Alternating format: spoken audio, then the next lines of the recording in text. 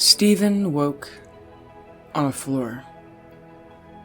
It was a floor he did not know, but his soul knew it. His soul knew a great, deep fear. He was so cold. So cold. Contrasted greatly in the sun-baked throne room. This was the place where the sun lived, he knew. His soul had spent 15 years here. 15 long, empty, hellish years. Pelor looked down at him, standing, and Stephen stood, unharmed, to match him. The god was smaller than usual, but still the size of a 6-story building. Stephen could not look at the god's face without tears. Not from any emotion, as there was no room for any, not besides the fear, but just that the god's face was too bright, actually hurting his skin as he stood in that white light. White light like the explosion that sent him here. Just as he realized, upon not seeing her, Stephen remembered that his own black blade had surely sent her there, and that her blade must have had the same property to send him here. The handle made from the very rib bone of a god, his god, Merkul, sent those slain with it to rest in Merkul's heart. Stephen had bade the god many years ago to release those Stephen killed with the blade, and his god had complied, which was why Stephen had forgotten. Stephen would have refused to use it otherwise, feeling it wrong to rob others of their chosen destination after life. He had not been afforded that same mercy. Both times he had found himself here. Tears now stung his eyes as he wished beyond anything that he had ever wished for before that he had fallen on the communion blade himself. Because now, he knew, he was never going to see the color black again. "Welcome home," Pelor told him. Stephen had never heard such a ridiculous thing said before. My eyes are backward then? It was dark last time I was home. "Blinded, as you have been all your life." I was missing an eye for a while, after my mother and father sold me to some orcs. But my heavenly father grew me some new ones. Pelor ignored Stephen's quips, stating frankly, "I wanted to apologize for how the world, especially your parents, treated you, Stephen." That's not what I thought you would say. No. And how could it be? Stephen, you were never, ever supposed to go through what has been your life. It was never, ever what I had planned for you. Truly, I, the god of life, meant for you to die. Love and love alone preserved you for the worse. I am so sorry, Stephen. Please let me tell you what others should have told you. He hadn't even fully comprehended the words yet, and Stephen found himself teleported to a sitting room. A sitting room with no doors or windows, and where he and Pelor may as well have been the only people in existence. Pelor dimmed himself, still too bright to be fully seen, though not as painful. Even in the inescapable box, a warm breeze caressed Stephen's face. In a cage with the sun, Stephen felt so cold. So very, very cold. Your parents had absolutely no choice in sending you and your brothers to the orcs. What were their names? Stephen panted as he spoke and waited for Pelor's response. Every muscle in him quaked.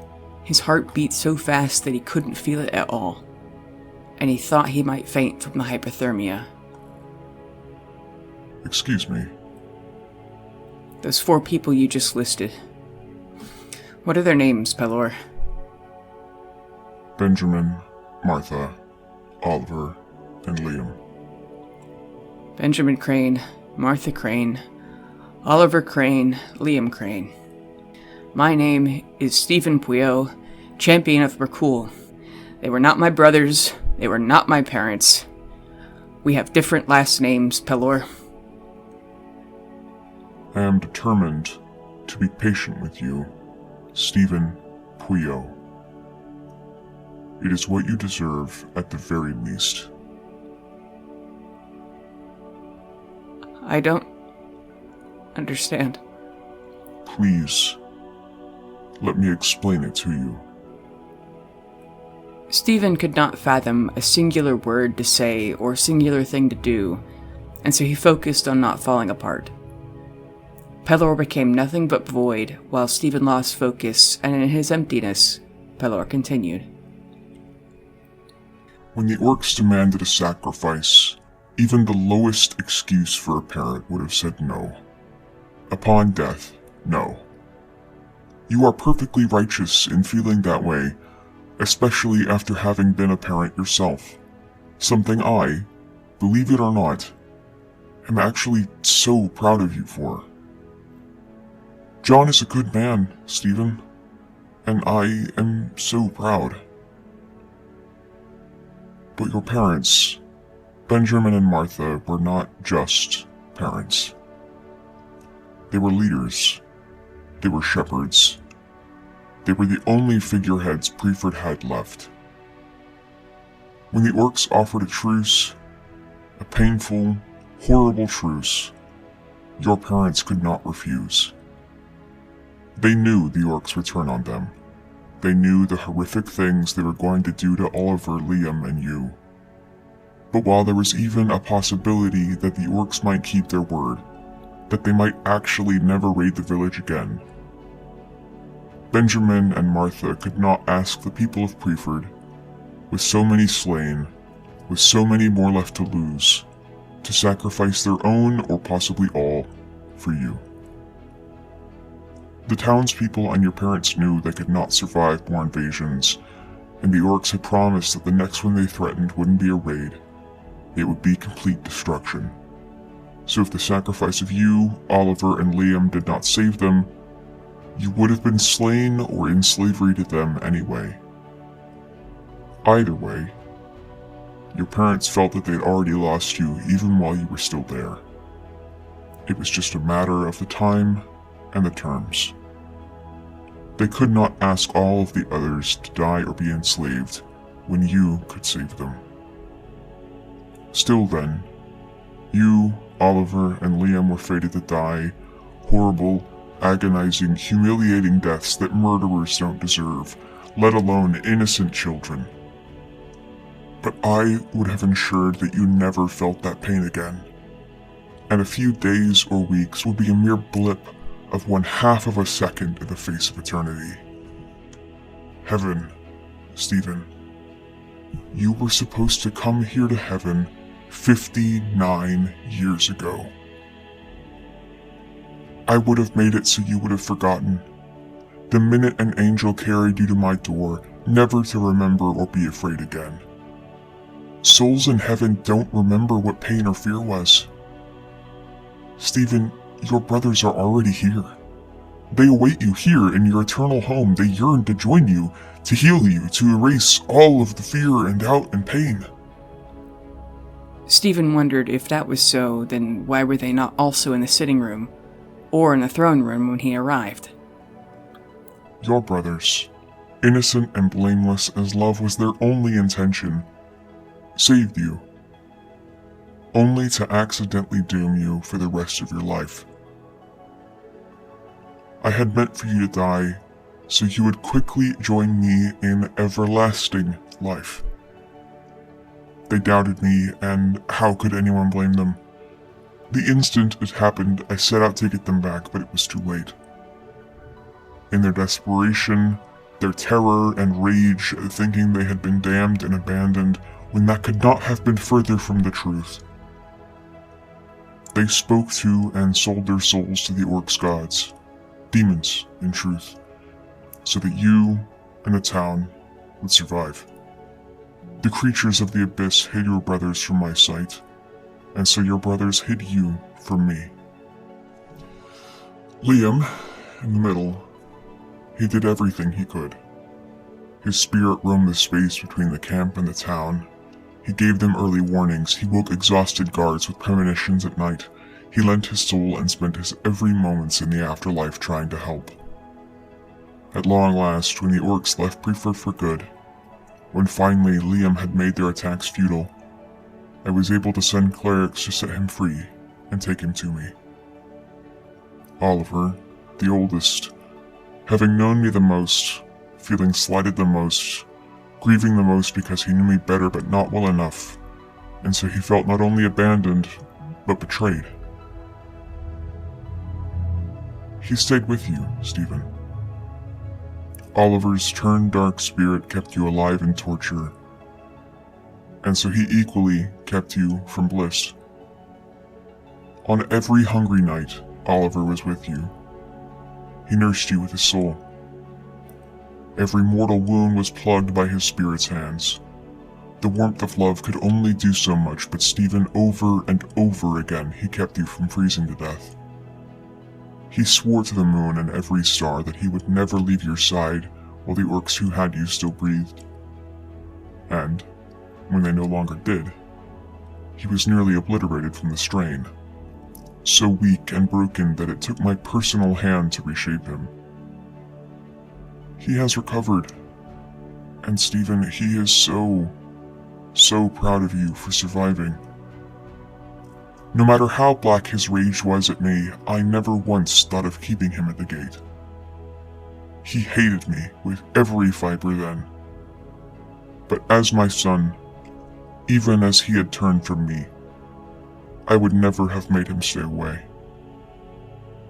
When he at last let himself fade, nearly lost as what was left of him took its last rest in the snow, I was able to take him home. Conversation after conversation, just like the one we are having now, I had with him. I went over every detail, every facet. It took time for him to understand and forgive me. Stephen, I gave it to him.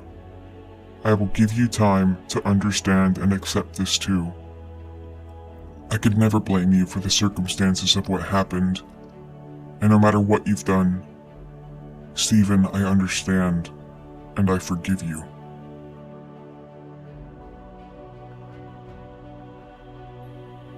But still then, when at last Oliver relinquished his post, any and all the help I still sent could not get to you.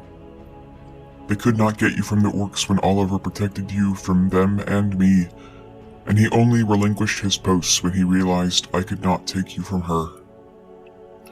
Her he saw, and the orcs he did not at last. You were safe, you were in hands better than his own, hands that could care for you and love you like you had never known. Most importantly, you would remain out of my hands, the perceived betrayer's hands. Stephen, I sent person after person after person to rescue you, to bring you home to me before Merkul's corruption of my son was complete. I owed you that. I owe anyone and you so much more. But it seemed they would arrive too late. The last I sent insisted even with my warnings, and he was killed when he got to you. Barely a soldier, barely a scout. You killed him, Stephen. When I could finally see you and sent those to rescue you, you killed them. A half dozen of them. Merkul already had you. You didn't know what you were doing. You didn't know who they were. All you knew was that these people were coming after you and the little girl who'd taken you in and loved you. You were afraid and confused and had already been lied to over and over again. Even after this sin, how could I have expected you to resist? Still, Stephen, I don't blame you for that man's death, nor any of the other deaths you have caused. You were seduced by the very thing all people long for, that which every creature on this earth desires, and you gave it to the first person who had ever given it to you. Of course you had. They used the illusion of love to keep you from people who actually loved you. She was just as manipulated as you had been. All you wanted was to protect her, and Merkul told you that Pelorians would hurt her. But, after this act, I thought you were lost to me. I could not take you from Merkul after you murdered in his name, even if you had done so in ignorance. I could not send more for you. I could not ask them that much. I could not send more to save your life, knowing it would be at the cost of their own. I had to leave you. I had to leave you to him. No longer could I justify rescuing you. It was all I could do for many years just to stop you. I could only grieve whenever a soldier mentioned your name. That was until Glamora asked if she could go to you herself. After years of you, my son, acting out the will of an evil, vile god, enough was enough. You had killed more than would have been lost by rescuing you. You had become so dangerous, through no fault of your own, that even if lives were lost rescuing you, you would destroy too many lives to be allowed to continue. We had to let it go on to spare our own and you. But at last, I could justify bringing you home. We gave each of them a mercy, a chance to come with you. Glamora and her party gently dealt with you. You gave them mercy? Gently? What? They had to fight and torture and kill them. To torture you, Stephen. You have to run a horse before it will listen. Stephen, do you have any idea how much it pained them to do that to you? It was agony. You had to realize that Merkul wasn't going to save you. We had to make you lose faith in him. To lose hope. I know that you think we took away everything that was your love and your life, but really we took nothing from you but lies. Your entire life as a champion of Merkul was built on lies. Lies that no one expected you to see through without help. You believed so hard that we had to make you see through them. And I am sorry that it was so painful. When they tortured you in the dungeon, when they ripped that horrible, dark evil out of you, when they exorcised him out of you, of course it hurt. But it was necessary. He was so deep inside of you, my innocent son, that there was no other way. I am sorry that you grieved the Death Fists, those false allies. I am sorry that we had to kill Claire, who refused to come with you. I know that you would have wanted her with you, but she was manipulated too deeply and I could not force her. Even for her and your own good, because she had never been mine. I could light cleanse you, but even though you loved her, it would have been too far. I wish that I could have, but the other gods would have all protested. The pact that ended the crusade. I merely got away with it with you. But, know this.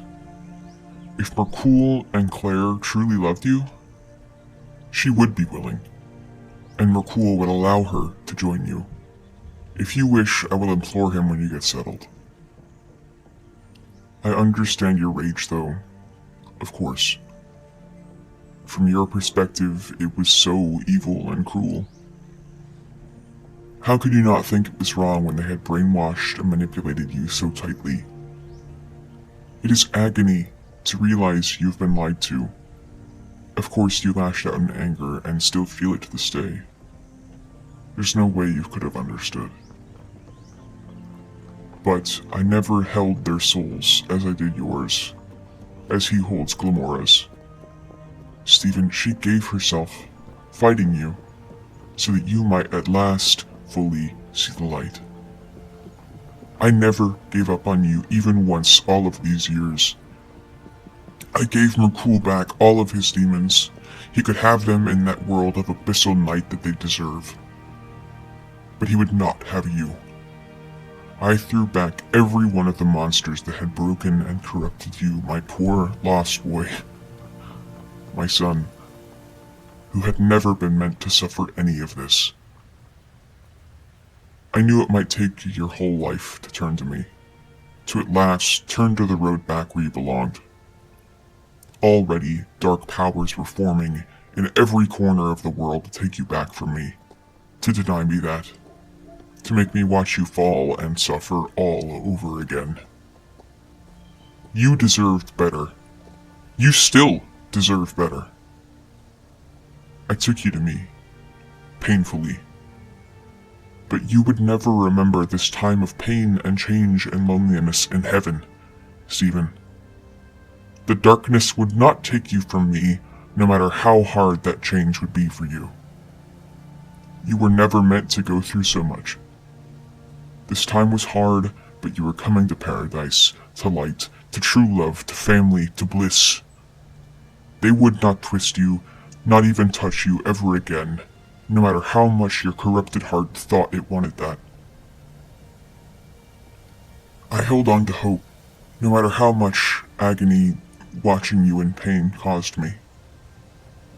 I had you in my hand, safe at last, nothing to ever take my son again. But I wanted you to realize the joy that you were finding. Being away from them, you could heal. You could realize what they did to you, that all that love, all that ever was a lie. I wanted to give you that chance. And though you were already safe in heaven, I wanted to bless you with the joy of knowing you were forgiven and actually looking forward to coming here. But that was the worst mistake of all, Stephen. All that happened in Golgari, all you went through. You were supposed to give up. It was never supposed to be so hard, so cruel, so inhumane. All of that, every bit of it was designed to drive you to the brink so that you would accept that you needed help. You were supposed to ask for help, and I would have personally given it to you. They forced you to marry Thera to show you how little those in that cursed cult actually cared for you. They did not care at all. They had you care for Johnny to show you how corrupted and vile they were. In every aspect they were evil, though of course John himself was never to blame. Stephen, his race was a very reflection of what they had done to you. They corrupted an innocent child. They made a thing that was evil but could not be blamed. Stephen, we put you there to show you that you needed help. That Merkul was not coming. That you did not need him, but it was he who had needed you.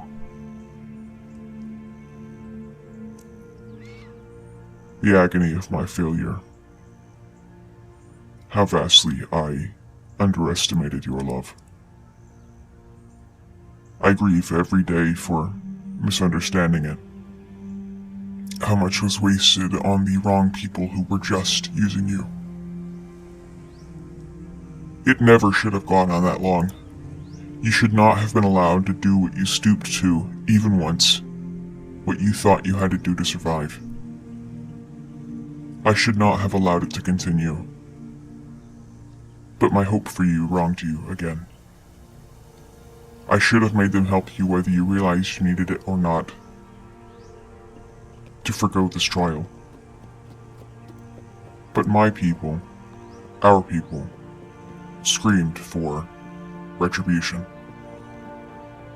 You had killed so many, hurt so many, even though it was not your fault.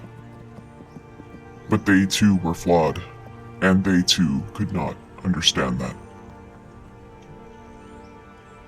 At the time, my thought had been that with your soul in my hand, The real you never suffered the way your body did while in Golgari. Every cruelty done to your body, every ounce of filth it obtained and wallowed in. The true you was never supposed to be allowed back in. Had your soul remained in heaven with me since your capture, you would never know what your body had done in your absence. It wasn't even your body. It was a body Merkul made for you to reside in. A wretched, beautiful thing that was just another lie. He even stole your original form. He killed you to make you even more fully his own. That body was not you. I had you. That body just remembered being you, and so I let those in Golgari punish it for your crimes. I never cared what they did to the puppet because I already had you. You were never supposed to go back inside of it, and thanks to Glamora, you never will again. You were never supposed to know the time that you were in that city after you were cleansed of those dark powers unless you gained that euphoria that would be worth the pain. At the end, they harmed you again while you were there, taking you to the dungeons again under the guise of taking you to a hospital. Again with my folly, I thought, if this doesn't make him at last ask for help, if this doesn't make him repent so he can go home to me at last, then nothing will. It was nearly my last hope that you would willingly return. Again I thought, they aren't hurting him, just Merkul's puppet, and so I let it happen. There was another possibility of hope there too. There was hope in the good that would come from Johnny reaching his full potential when he was no longer distracted by you. John could save more people than you've ever hurt. The university president, Galvin Crumb, saw the promise in your son. A prodigy. He's a genius, Stephen. And you raised him with such a pure heart. All the more reason you have to come back to where you belong. Where lifelong, eternal lifelong friends will welcome you back with open arms. Where your chosen son may someday as well be, with guidance of those around him as he ascends the ranks of light besides those in Golgari. Stephen, John is so strong, so wise beyond his years. He would never accept Merkul because he can see farther than you, as he was able to on so many other occasions. But he would be open to me, especially with you, his loving father here. Especially as he can grow for the good of the world, what you so desperately wanted for him. To be part of something better and loved by those that would actually care for him. He has so many friends in the university. All of them followers of goodly gods like me. He would actually join you here, like he never would with Merkul. What a happy day, Stephen. When your true family joins you in the realms of joy and rest and light. The university president saw promise in him, but saw how he was limited by your body's presence, and those that were righteously disgusted by what Merkul's puppet had done took their opportunity to punish you further. Mora Craft, misunderstanding, thought that this mere puppet was you, and so she righteously tried to save you, nearly dooming us all. She understood that you were blameless, that what you had done was not your fault, that you did not deserve what was being done to your body. But she did not understand that your body was not you. Seeing this injustice, she no longer trusted those I'd put in power who did understand. Your parents, the university president. The very people guiding and training your son on this great mission to save the world. Do you know the agony that befell me when Mora Craft came to me in prayer that day? The pain of realizing I could never explain it to her in a way that she would understand. The pain of realizing that my hands were tied and I was going to have to make you suffer all that your body had while it was without you. It nearly broke me, Stephen. She found out about their project siphoning souls to gather the tools necessary to fight the Maw. This project was in its infant stages then. I could not explain to her that it was a righteous task at the time. She was near the breaking point of casting me off. Even after so many years of her service, she was so disgusted by her misplaced thoughts of injustice. What we were doing to save this world is unnatural, and so many people have an aversion to it. But none of the souls get hurt. Just like those that are light cleansed, in heaven they feel no pain and suffer no damnation. They are only taken to join the numbers of those in paradise. In the past, like in the Crusade, forcing souls to join my ranks is a horrible thing to do. But just as then, it is now necessary. It is being done for the survival of the entire universe. But I knew that she would not agree with so many additional things to understand on top of it. Even one word of it spoken would spell disaster, just as it has now. The news of it is public and they rise against me, regardless to the threat of the entire dimension. But there still may be hope. There still may be hope now, but disaster would have been certain if people had learned about it then. I had to give her what she thought was right, despite it being supreme damnation for you. Because, again, as with before, I could not spare you pain at the threat of death for everyone else. Mora was convinced that it was the university president's plot, that the research would be destroyed and that Johnny would no longer be influenced by those training him, and that Rakul's puppet would be given back your soul. All of this done in the confidence of shifting her misplaced target and keeping the secret. Careless, uncaring.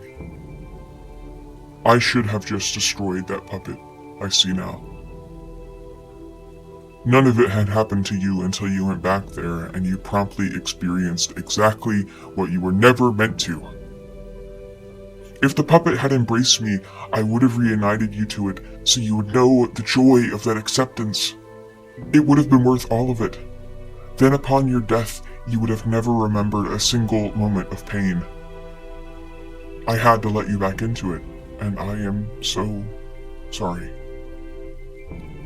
It was supposed to be over when you were 6, and my folly and longing for your joy and misplaced love of yours and those around you harmed you over and over and over again. Already horrific, and then so much worse. I just had hope, Stephen. Not 1 second of it was because I abandoned you. Not one single thing was meant to punish you. It was not done so that you would break, but so that you would be awake. You had to realize that he was wrong, that they could not save you, that he would not save you, that you deserved better, and that we could give it to you if you only asked. You were the best of them. Rakul's puppet was left to that squalor, pain, shame, misery, and filth because we hoped that you would one day no longer love the sunset, Stephen. You cannot live life merely praying for the darkness so that the day may be over. I wanted you to learn to love dawn. In heaven you lived 15 years of bliss with me. If your body, the empty clone, learned hope, then that joy would have overcome any pain you'd ever been through. Hope is the greatest emotion that anyone could feel, but it is a feeling that cannot be felt in heaven. The greatest place is to be here. There is no need for hope because there is no fear. I wanted you to feel hope because you, my lost son, had never felt it before. All that Rakul has ever promised you is that it would be over. Not that it will ever get better. But there is better. There are infinite things that are worth living for. I had to give you a chance to learn hope.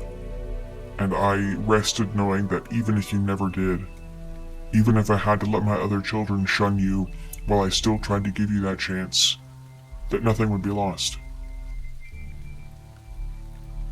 And then, there came that horrible loss. I had to give you back to that hole, so much worse now because your body had been punished, something that you, separate from your body, never deserved. Stephen, you deserve better than for it to just be over. You deserve for it to be better. I was so proud of you for not falling back. I was so proud of you for refusing him when your puppet had you back, even as I screamed, for I knew how much they'd hurt you. How every moment of darkness tugged at your soul. When your son asked, when Johnny asked you to refrain from going back, you refused Rakul. You had been outright wronged, and you still knew that he was wrong. Progress, even that small. Even in that unfair lesson, you had learned that he was not for you. And you were strong for so many years. Even if you justly hated me, you no longer trust him, and so still, I still had hope. But when there was too much heartbreak, when the years of despair and pain bore on you after my attempts to save you only continued to push you away, you were seduced by evil and lies that promised you peace, and you were stolen again from me. So again, Glamora set out to at last, once and for all, set things right. She will not stay in that hole. No matter what, her sacrifice will not be permanent. But for a second time, she just wanted to help you. Please, Stephen. Not only will it never hurt again, but it will be better. Stephen, I'm sorry. I beg you to please forgive me. Enter paradise. Let me make it up to you. That's all I've ever wanted. It is all behind you, and not only is the time of agony over, you are going somewhere better than just an end. Dawn awaits. Be with every one of those who love you, and await those you love to come here too. Let me show you joy. Let me show you hope. Wash even the memory of pain away in the sun.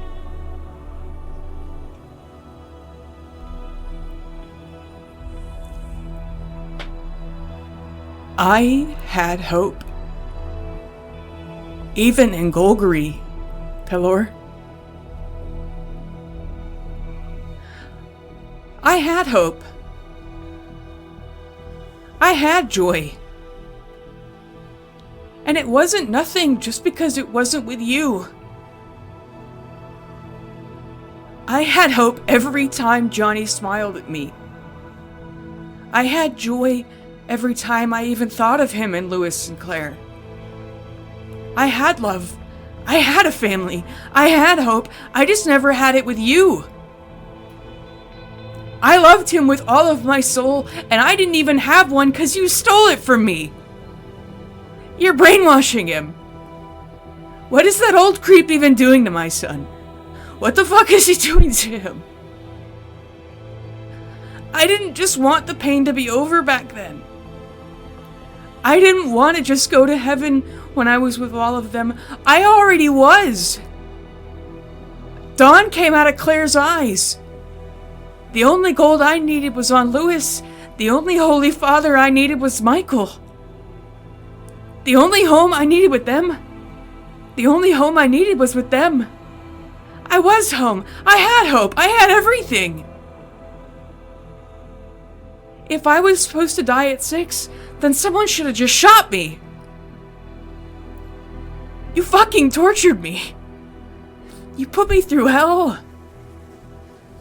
Hell, I can't even describe. You killed everyone I loved. You burned them to death. My family. I didn't need an opportunity to learn hope from you. I had it and you ripped it from me. I don't need to be forgiven. I was never guilty. You had to break me to fix me because Merkul already had. Merkul never made me ask for help. He just helped me. Merkul was always there for me. Merkul was always with me. The only time Merkul couldn't save me because you fucking took me from him. You didn't save me. You personally put me in hell, Pelor. I don't want your fucking heaven because I've already had it. On the plains of Macadia, by the fire, by my family, I have already been there.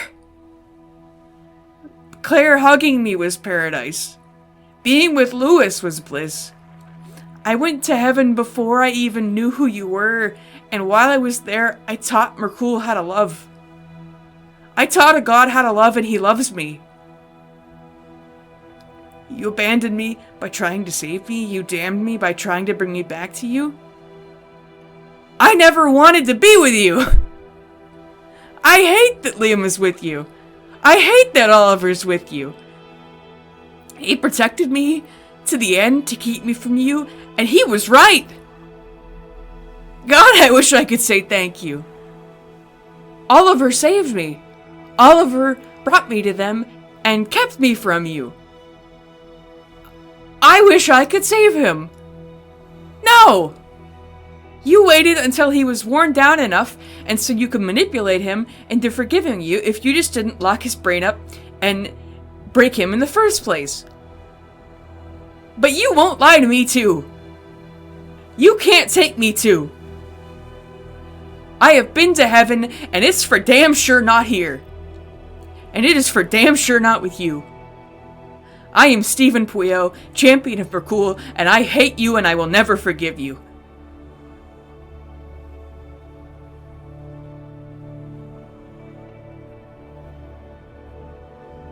On the edge of his seat, and clutching the chair as Stephen sits panting, tears in his eyes.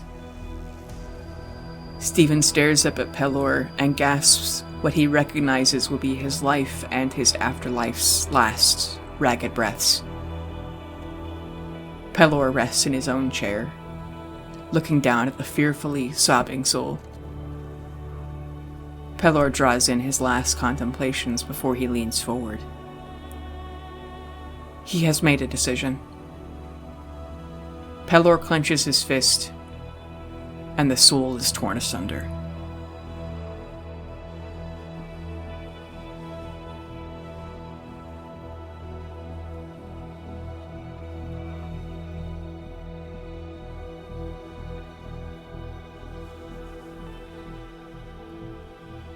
Hey, it's your DM, Bailey Ford. I would like to thank our regular players, Darian, Matt, and Ian, Hip for our cover art, and Tabletop Audio for our background music. You can find us on Twitter at @CIllithids, and thank you especially for listening.